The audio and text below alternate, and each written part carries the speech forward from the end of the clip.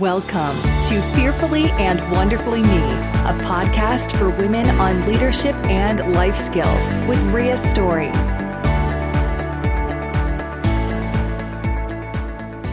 Hello, everyone. Welcome to today's podcast episode on 3 reasons why we resist change.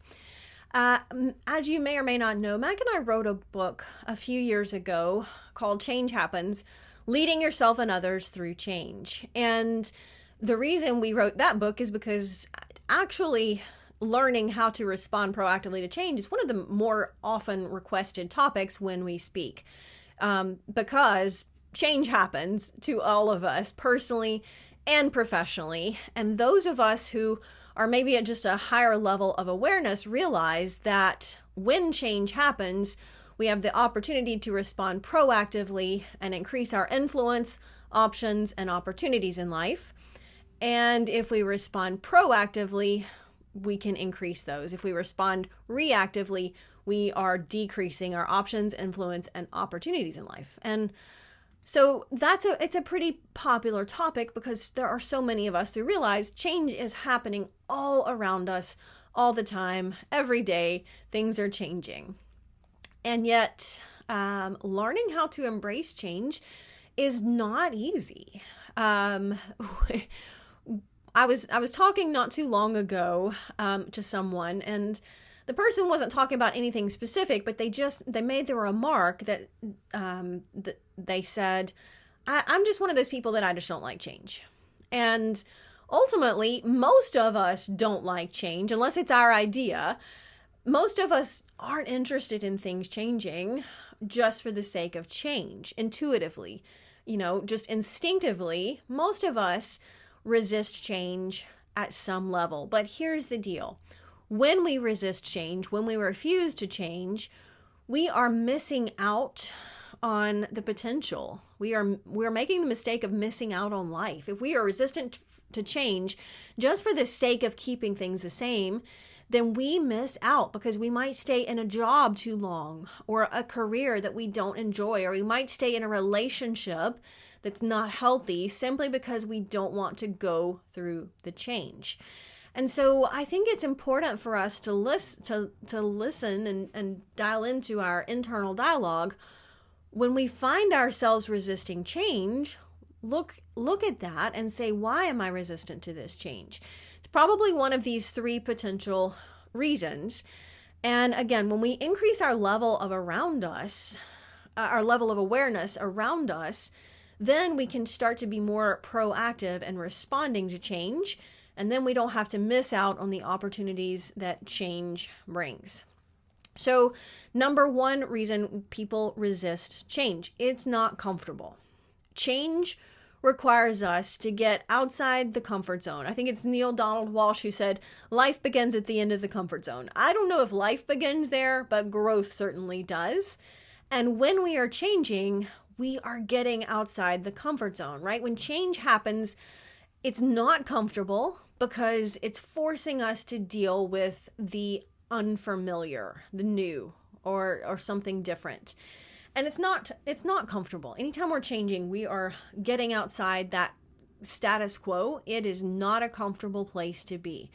Growth rarely is a comfortable place to be. And we don't like to get uncomfortable. We all, as humans, we just don't like to be uncomfortable. We don't want to deal with the stress or the anxiety that comes with potential unknowns. I remember a few years back, Mac and I were moving, and we weren't just moving houses in the same city. We were moving to a new state. We were moving out of state. And I realized that there was just a little bit of stress with that change, because it wasn't just changing, where you're going to put your keys or your dishes in this new house. It was, man, where am I going to shop for groceries? And now I got to learn a new grocery store, and where are the aisles and what's in the grocery store, and where am I going to get gas, right? So there were a lot of little things that are changing when you make a big move. And there's a little bit of stress when that happens because your brain is having to deal with the new situation, the new scenario. And it's not a comfortable place to be, right? Routine is comfortable because you know what's going to happen, you know pretty much when it's going to happen, right? That's the benefit of a routine, is it's comfortable. But comfortable is not going to move us forward in life. So the second reason that people resist change is not easy. Anytime we are changing, we have to put more energy into the situation. And our brain does not like to do that, right? Our brain is hardwired to think of using more energy is not necessarily a good thing. It's hard work, right? When we have to think about a new situation or think of new circumstances, or we're learning to deal with a new situation, then our brain says, hey, that's a lot of work. I don't want to do that. That's hard. I have to think, I have to work.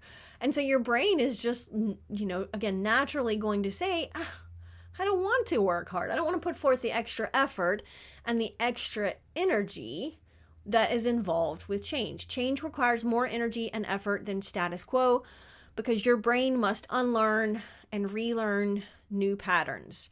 Now, it's healthy for our brain to unlearn and relearn new patterns, but it's not easy. And so a lot of times people resist change simply because they don't want to put the work in to learn and unlearn and relearn.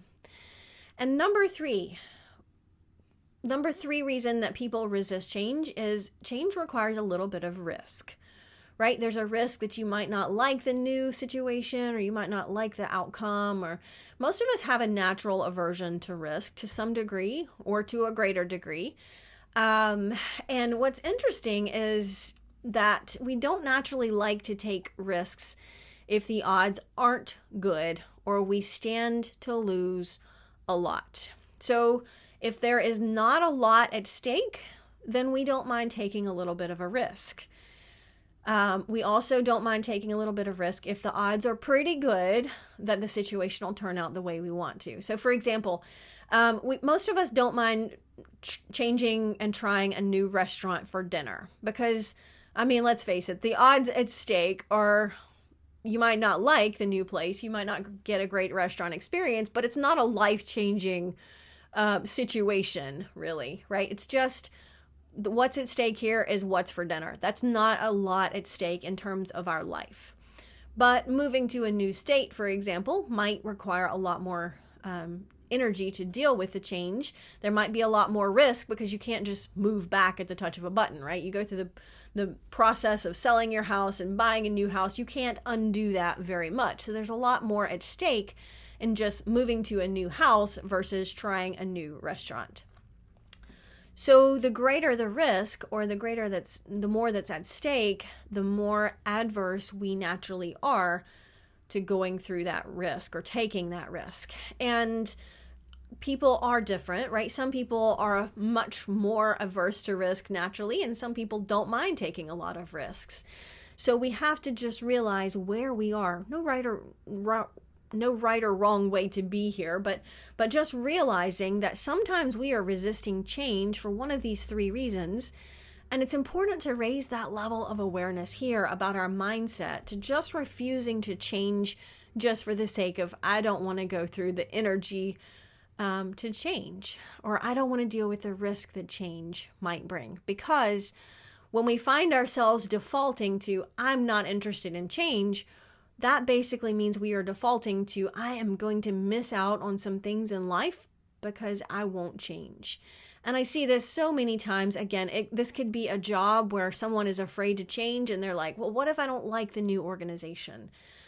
Well, that certainly is a potential outcome, but that means you might stay in a job or a career that you don't enjoy for the rest of your life simply because you are not willing to go through the change. And that can be one of the greatest tragedies in life, is that we are missing out on opportunities in life simply because we won't embrace change. Until next time.